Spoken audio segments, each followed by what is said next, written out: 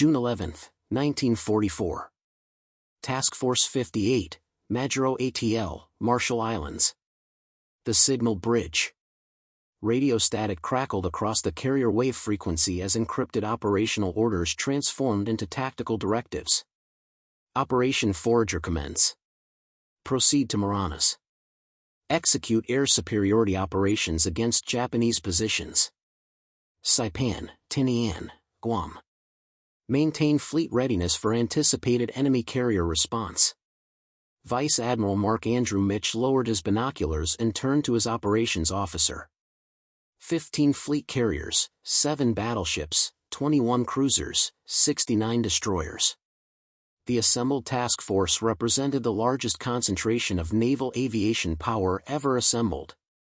What none of them could fully anticipate was that this single operation would trigger the most devastating carrier battle in naval history, effectively destroying Japanese naval aviation forever.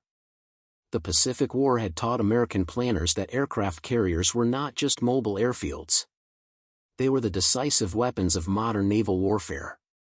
Control the skies and you controlled the seas. Control the seas and you could project power across the vast Pacific distances that had once protected Japan. The Essex-Class carriers represented America's industrial answer to the strategic equation of Pacific warfare. Task Force 58 cut through Pacific swells at 25 knots. The massive Essex-Class carriers displacing 27,100 tons of seawater at standard load. Each ship stretched 872 feet in length with a beam of 93 feet. Vice Admiral Mitscher stood on the flag bridge of USS Lexington studying the formations spread across 40 miles of ocean. His command included 7 Essex-Class carriers. USS Essex, USS Yorktown, USS Hornet, USS Bunker Hill, USS Wasp, USS Lexington, and USS Enterprise, along with 8 Independence-class light carriers, including USS Belleau Wood, USS Baton, USS Mitscher, USS Cat, USS San Jacinto, USS Princeton, USS Langley, and USS Cowpens. Each Essex-class carrier housed 3,448 men and an air group of 90 aircraft. The ships carried 4 squadrons, 36 F6F Hellcat fighters, 36 SB-2C Hell Diver dive bombers, and 18 TBF Avenger torpedo bombers. The mathematics of carrier warfare were elegant in their simplicity. 900 aircraft operating from mobile platforms that could position themselves anywhere across the Pacific. Each carrier possessed 4 elevators capable of cycling aircraft between the hangar deck and flight deck in 45 seconds. The flight deck catapults could launch an aircraft every 30 seconds during surge operations. Captain Arleigh Burke, Mitch's chief of staff, had calculated the tactical implications with characteristic precision. Harvard Law School graduate turned naval strategist Burke understood that carrier warfare was ultimately about time and space equations, launch cycles, recovery windows, fuel consumption rates, ammunition expenditure.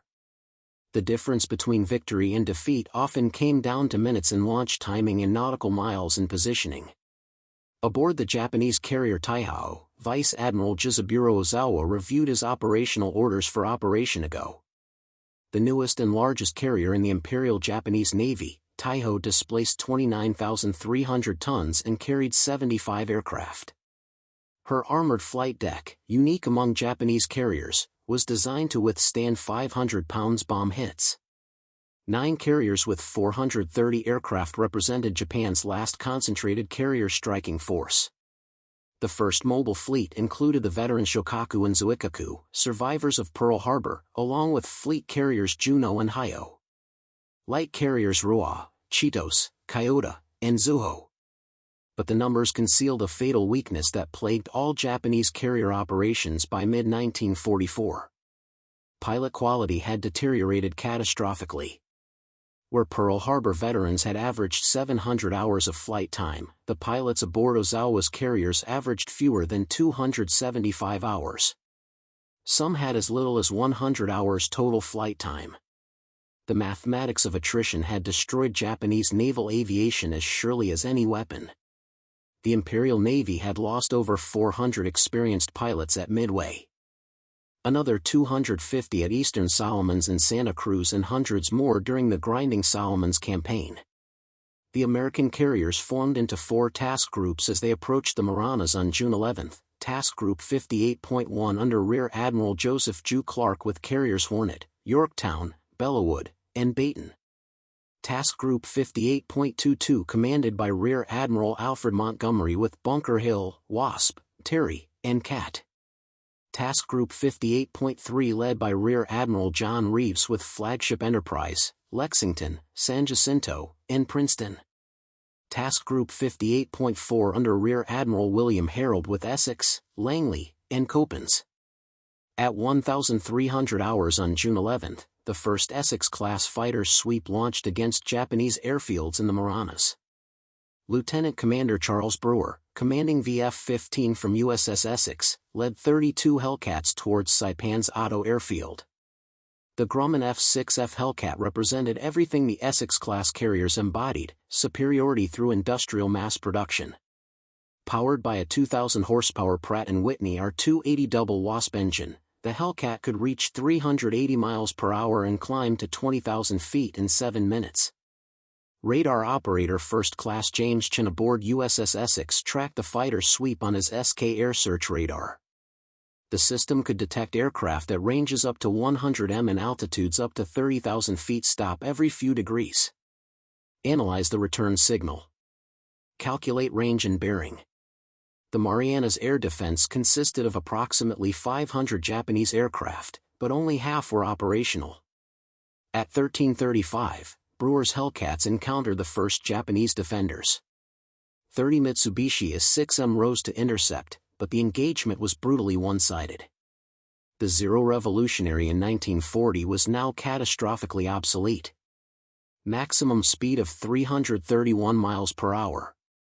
Climb rate to 20,000 feet required 9.5 minutes. No armor protection for the pilot. No self-sealing fuel tanks. Most critically, the Japanese pilots averaged less than 200 hours of flight time, with many having fewer than 100 hours. The first day's combat over the Marianas destroyed 147 Japanese aircraft for the loss of 11 American planes. Commander David McCampbell, commanding Air Group 15 from Essex, would later describe it as clubbing baby seals. The Japanese pilots flew predictable patterns, failed to maintain formation integrity, and showed poor gunnery skills. Their tactical communications were confused and contradictory. Japanese naval intelligence monitoring American radio traffic from Tawatawi began to understand the magnitude of the threat. Emergency messages went out to Admiral Ozawa, ordering the mobile fleet to sortie immediately for the decisive battle. Operation Ago was activated. The plan called for land-based aircraft from the Marianas to attack and damage the American carriers, allowing Ozawa's carrier aircraft to deliver the killing blow. On June 13, CRYP analysts at Fleet Radio Unit Pacific intercepted and decoded Japanese message traffic, revealing Ozawa's intentions. The mobile fleet would sortie from Tawi, refuel in the Philippine Sea, then attack the American invasion force at Saipan. Admiral Raymond Spruant, commanding 5th Fleet, made the critical decision that would shape the battle. Rather than pursue the Japanese fleet, Task Force 58 would remain tied to the invasion beaches, forcing Ozawa to come to them. Executive Officer John Williamson aboard USS Yorktown calculated the tactical geometry. Japanese carrier aircraft had longer range than their American counterparts. Zeros could fly 1,940 miles on internal fuel. Cates and Val had similar endurance. American Hellcats had a combat radius of 340 miles. Hell Divers 276 miles. Avengers 275 miles. This meant Ozawa could launch strikes from beyond American striking range, a critical tactical advantage. But Williamson understood what the Japanese had apparently forgotten. Modern carrier warfare was not about individual aircraft performance, but integrated system capabilities. Radar-directed fighter control, proximity-fused anti-aircraft shells, damage control procedures, communications discipline. The Essex-class carriers possessed overwhelming advantages in every category except aircraft range. At 21:30 on June 18, submarine USS Kavala detected the Japanese mobile fleet 360 miles west-southwest of Saipan. Lieutenant Commander Herman Kleur tracked the enemy formation for 6 hours, transmitting contact reports that reached Spruance by 0300 on June 19. The Japanese were approaching from the west, apparently unaware their position was known. Dawn on June 19, 1944. Weather conditions were ideal for carrier operations. Ceiling unlimited, visibility 40 miles. Moderate easterly trade winds at 14 knots. Sea state 3 with long Pacific swells. Perfect flying weather for what would become the largest carrier battle in history. At 0730, radar operators aboard USS Yorktown detected the first Japanese strike wave at 140 miles range. 69 aircraft approaching from the west at 18,000 feet. Fighter Direction Officer Lieutenant Joseph Egat began vectoring combat air patrol fighters to intercept. The new Grumman F6F Hellcats armed with 650 caliber machine guns carrying 400 rounds per gun climbed toward the incoming raid. Lieutenant Alex Vraciu flying from USS Lexington was among the first to engage. An ace with 12 previous victories. Vraciu would later describe the interception. "I couldn't believe it. They were flying in perfect formation like it was an air show. No weaving, no cover, just straight and level." In 8 minutes of combat, Vraciu shot down 6 Japanese aircraft, becoming an ace in a day. The Japanese strike leader, Lieutenant Commander Akira Terui from carrier Taiho, had never faced radar-directed fighter interception. His pilots, averaging 150 hours flight time, were unprepared for the coordinated Hellcat attacks. American fighters engaged from above and behind using superior speed and firepower to devastating effect. Of 69 aircraft in the first wave, 42 were shot down before reaching the American fleet. At 0910, submarine USS Albacore fired 6 torpedoes at carrier Taiho from 5,000 yards. One torpedo struck the carrier's aviation fuel system, causing vapor leaks that would prove fatal. Damage Control Officer Commander Ataka Kobayashi ordered ventilation systems reversed to clear the fumes, inadvertently spreading aviation gasoline vapors throughout the ship. The second Japanese strike wave, 128 aircraft strong, arrived at 1,000 hours. Radar-directed Hellcats intercepted at 60 miles from the fleet.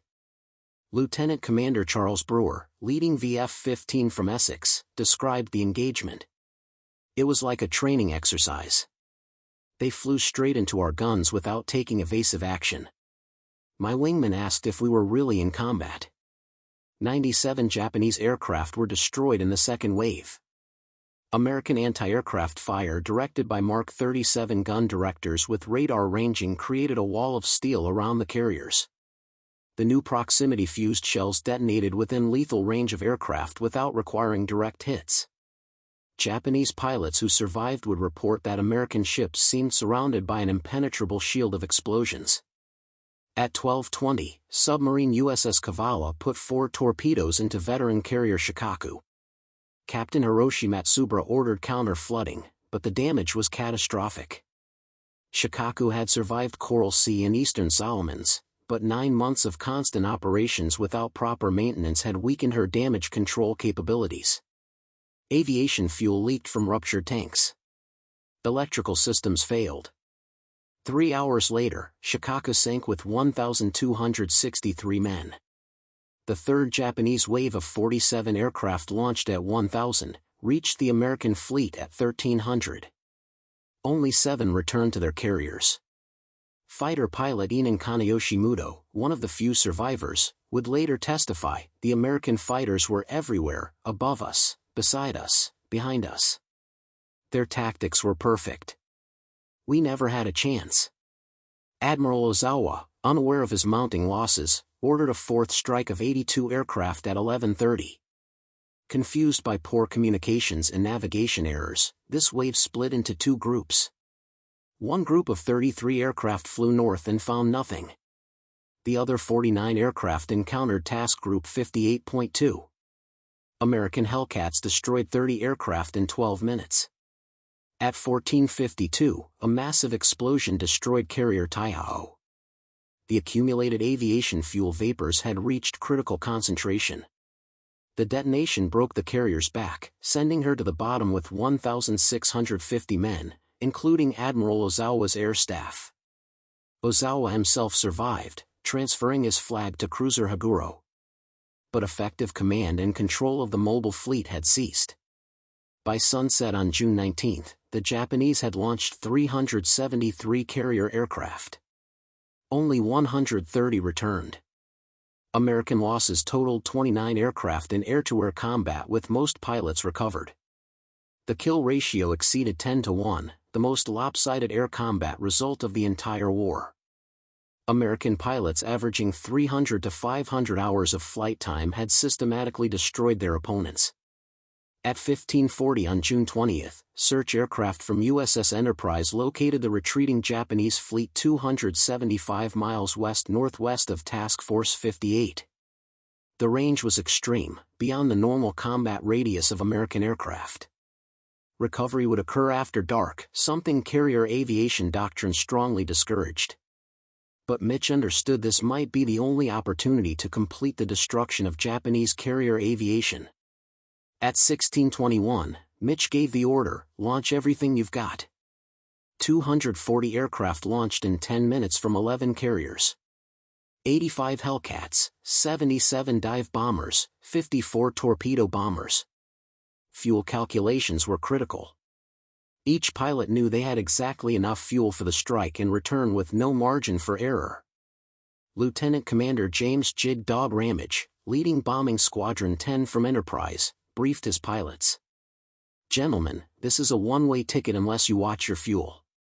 Lean mixture, optimal crew settings, no unnecessary maneuvering. We get one pass at the target, then it's a straight line home." The American strike found the Japanese fleet at sunset.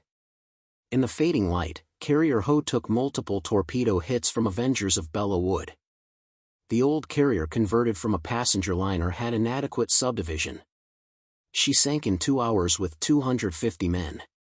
Carriers Shokaku and Kyoto were damaged along with battleship Haruna. The return flight became an epic of navigation and endurance. As darkness fell, aircraft began running out of fuel. Pilots ditched beside destroyers when engines quit. Others made it to the vicinity of the task force but couldn't find their carriers in the darkness. At 20:45, Mitch made the decision that would become legendary. Turn on the lights. Every ship in Task Force 58 illuminated. Searchlights pointed vertically. Running lights blazed. Flight deck lights outlined landing areas. Star shells burst overhead. For 2 hours, the fleet recovered aircraft, many landing on any available deck. 80 aircraft were lost, but most pilots were rescued. The mission had cost American carrier aviation dearly, but Japanese carrier power was finished. By dawn on June 21, the scale of the Japanese catastrophe was becoming clear. In 2 days of combat, the Imperial Japanese Navy had lost 3 fleet carriers, Taiho, Shokaku, and Hyo. More critically, they had lost between 476 and 600 aircraft, including land-based planes, and approximately 445 air crew. The survivors flying back to Ozawa's remaining carriers possessed neither the skill nor experience to conduct offensive operations. American losses totaled 123 aircraft with 76 aircrew killed. More importantly, Task Force 58 still possessed over 750 operational aircraft with trained pilots. The industrial mathematics were inexorable. American training programs were producing 2,000 new naval aviators per month. Each pilot received 500 hours of flight training, including 50 hours in operational aircraft types. Advanced training included radar interception, night operations, and instrument flying. Japanese pilot training had collapsed to 100 to 150 hours total, with many pilots receiving as little as 50 hours in operational types. Fuel shortages limited training flights. Experienced instructors had been recalled to combat units. The accelerated programs produced pilots who could barely take off and land, let alone engage in combat maneuvering. Commander David McCampbell, who would become the Navy's leading ace with 34 victories, analyzed the tactical implications. By June 1944, we weren't fighting the Japanese Navy that attacked Pearl Harbor. Those pilots were dead. We were fighting kids who could barely fly.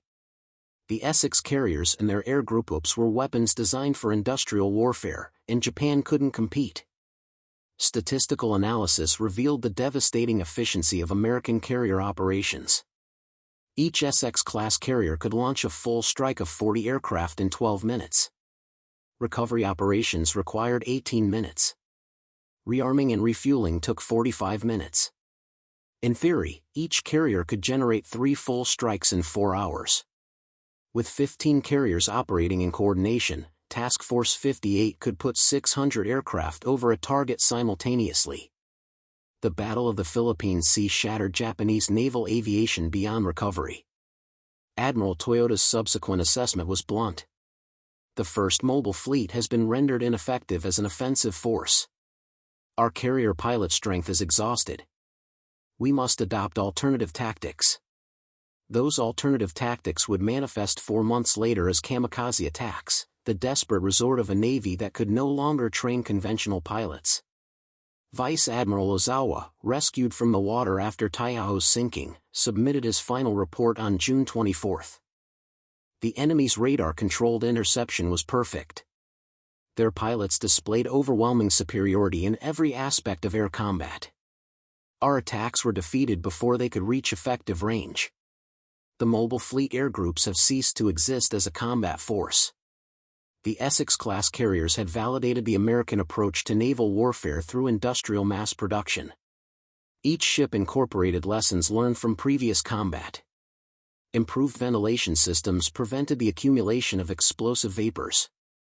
Enhanced damage control training meant that even severely damaged ships like USS Franklin and USS Bunker Hill would survive attacks that would have sunk earlier designs. Production statistics revealed the futility of Japanese resistance.